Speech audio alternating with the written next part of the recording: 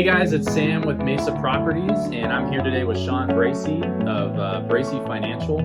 And obviously, we're property management, but we get a lot of questions about financial planning. And if you own rental property, then financial planning is probably something that you are either currently involved with or have considered, or maybe you just know it's something that you should think about, but you never really have. So we get a lot of questions about that, specifically as it pertains to rental property, but also in just general areas. So we want to sit down with Sean. We've never really endorsed another company like this, but Sean is someone that we definitely trust, as well as the rest of Bracey Financial. So just want to kind of get his insights on some of the common questions that we get. So, Sean. Yeah, thanks for having me. It's great to be here, and I'm happy to answer some of the common questions that people have about planning. What does it entail? So. Awesome. Yeah, right on. So the first one that just to kind of intro it, is what does a financial planner do?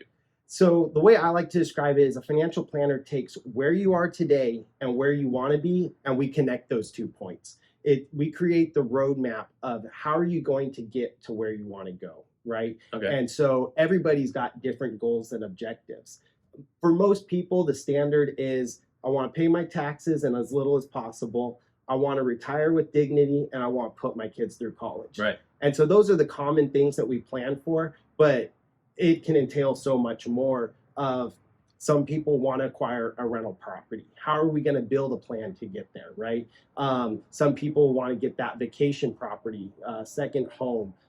Some people want to retire early. How do I make that happen instead of the traditional 65 or now the new norm with Social Security like 66? Yeah, gotcha. So we look at where are you right now, where do you want to go, and let's build a roadmap to get you there. Okay, cool. And you guys I've heard you talk about this whole life, kind of more of a holistic approach. So can you just touch a little bit on that? And that's kind of something that I thought was interesting that when we talked earlier. Yeah, so our firm, we work in a comprehensive manner. We do taxes, we do the financial plan, we do the investments. We don't segregate out all these different things. And we also connect and work with people as yourself for rental property management, insurance specialists to work on homeowners, auto, liability. And so we take that holistic approach that everything's connected.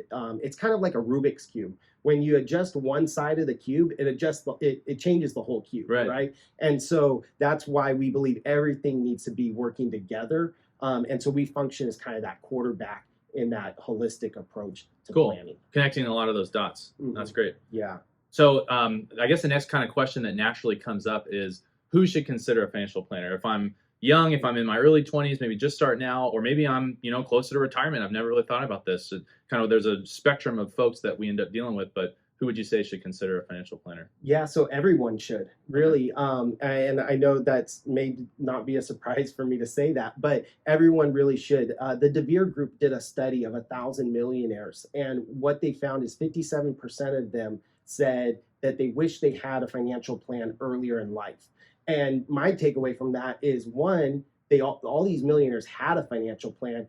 And then two is they wish they had it earlier, right? And so the key is that, yeah, you should have a plan.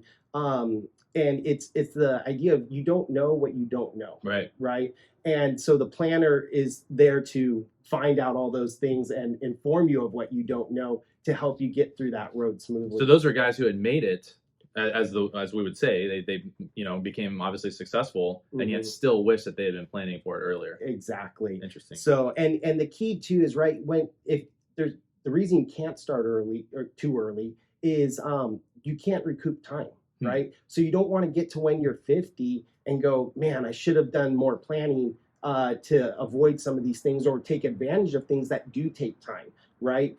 Compound interest is that common one. Sure. That's one of the most basics why you should start early. Okay.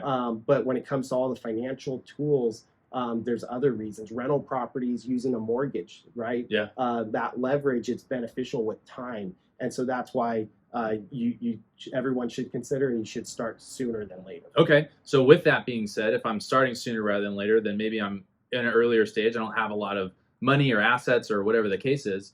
How much money should I have before I call you guys? Yeah, so really there's no minimum to planning. It goes back to you got to start where you're at, right? Arthur Ashe said, start where you are, use what you have, and do what you can. Gotcha. And so it's really just best. There's some planners may impose a minimum to work with them, but really there's no minimum to start planning. Gotcha. Okay. So just anybody who's wants to like be that millionaire at the end who wish he started early, Yeah. there's never too early to start. No minimum amount that you should have. Exactly. Gotcha. And is this something that I do one time? Like if I'm interested in financial planning, is this a one-time sit down? Here's your roadmap. Now go and execute, or is this ongoing service? How does that typically work? So we approach planning in an ongoing Okay. way. I believe it's an ongoing process.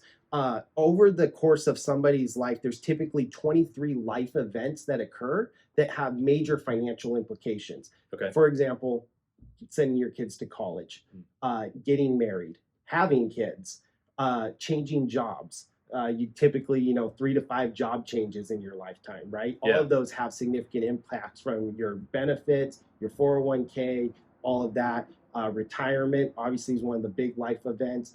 Unfortunately, potentially divorce, that can be a life event that requires planning. So there's all these things that always occur through life that make it an ongoing need. So you can create the plan one and done, Okay. but you've got to review it and keep that process going. Makes sense.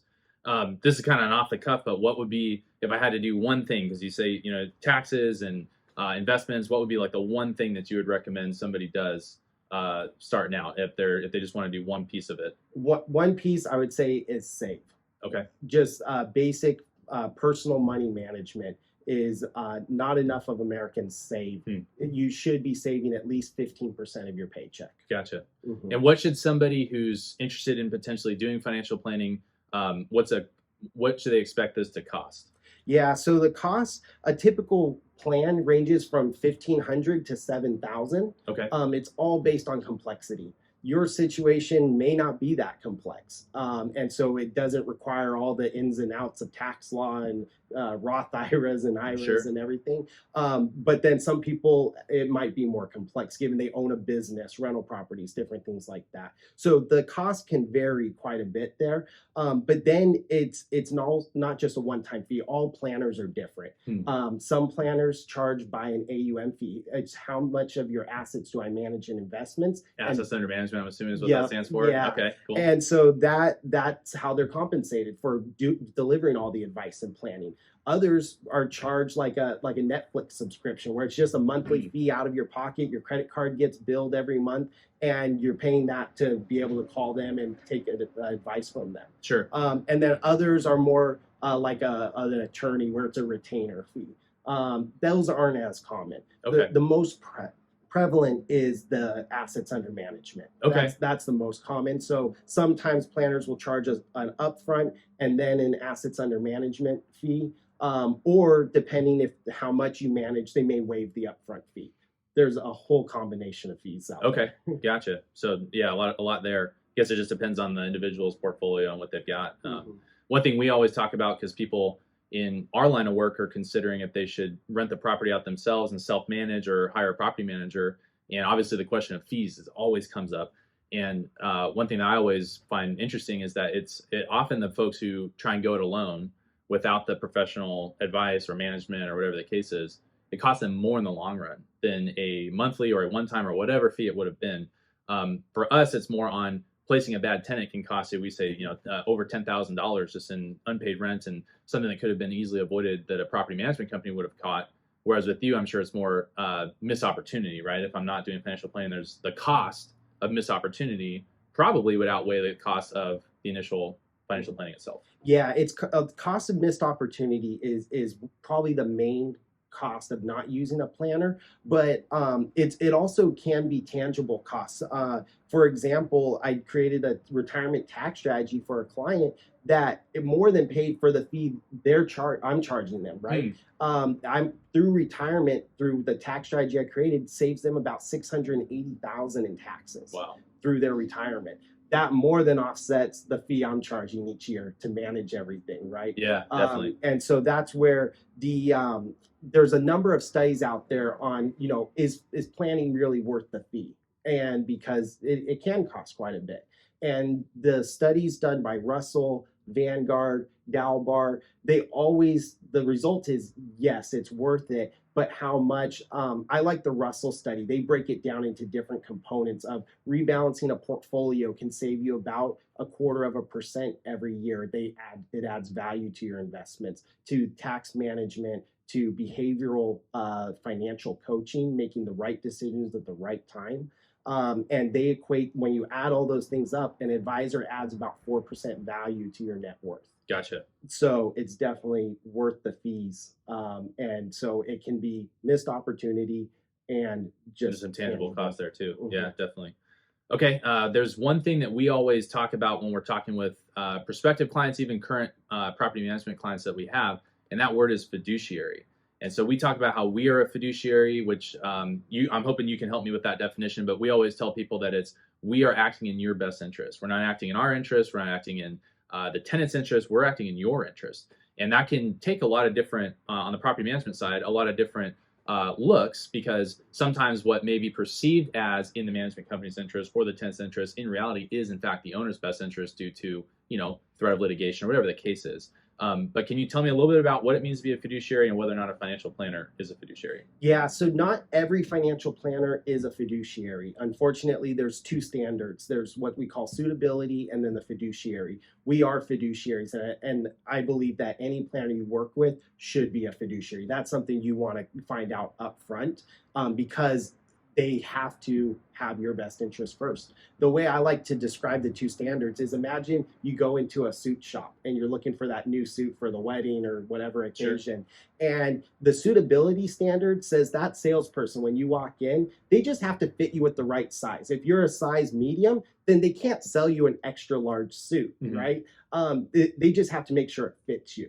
All right. The fiduciary standard goes beyond that. It says, not only do I have to sell you the size that you are, but I can't sell you some gold zoot suit for your wedding. Yeah. Like, I got to make sure you actually look good in this. It's appropriate for the occasion, where you're at, all of that. And so that's how I like to describe the differences between the two. The fiduciary is so far beyond that in doing what's best for you. Gotcha. Okay. That makes perfect sense. I love the suit analogy. Although I may have wanted a zoot suit on my wedding, maybe some missed opportunity there. But and the last question I'll just ask you is, so I understand I need financial planning. I make the call. I get a financial planner. What is the deliverable? What can I expect to kind of come from that? Yeah, so the deliverable, you should have a deliverable, but it is hard, right?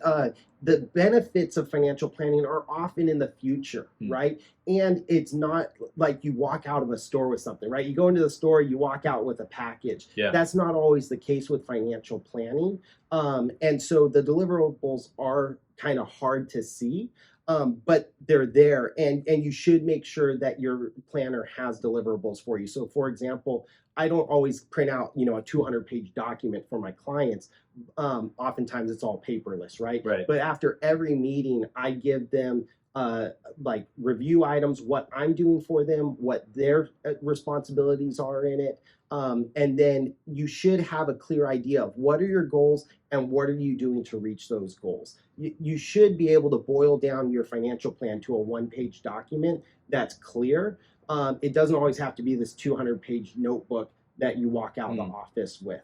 And so, yes, there should be deliverables. It's often in the form of a document, but it is hard because so many of them, the benefits are intangible and in the future.